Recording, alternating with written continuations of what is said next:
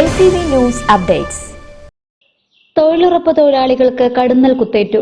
ചാലിയാർ പഞ്ചായത്തിലെ തൊഴിലാളികളെയാണ് നിലമ്പൂർ ജില്ലാ ആശുപത്രിയിൽ പ്രവേശിപ്പിച്ചത്. പൊക്കോട് സ്വദേശി തേക്കിൻകാട്ടിൽ സിന്ധു, കളത്തിങ്ങൽ തൊടി സുബൈദ, പൂക്കുഴി സൈനബ എന്നിവരാണ് ചികിത്സ തേടിയത്. വനത്തിനുള്ളിൽ മഴക്കുഴി നിർമ്മിക്കുന്ന പ്രവൃത്തികൾ എടുത്തുവരുന്നതിനിടെ ഇന്ന് ഉച്ചയ്ക്കാണ് സംഭവം. തലയിലും പുറത്തുമായാണ് കടുന്നലുകളുടെ കുത്തേറ്റിരിക്കുന്നത്.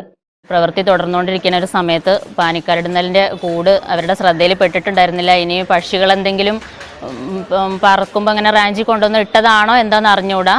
കടുന്നൽ 3 പേരെ കടുന്നൽ കുത്തി തലയ്ക്കാണ് അവർക്ക് കുത്തേറ്റ് അവർ വീണു.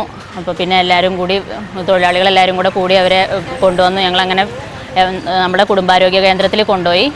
അവിടുന്ന് പ്രാഥമിക ചികിത്സകളൊക്കെ കൊടുത്തതിന് ശേഷം അവർ നിലമ്പൂരിലേക്ക് കൊണ്ടുപോകാൻ പറഞ്ഞതിൻ്റെ അടിസ്ഥാനത്തിൽ ഞങ്ങളിവിടെ നിലമ്പൂർ ഹോസ്പിറ്റലിൽ കൊണ്ടുവന്നു.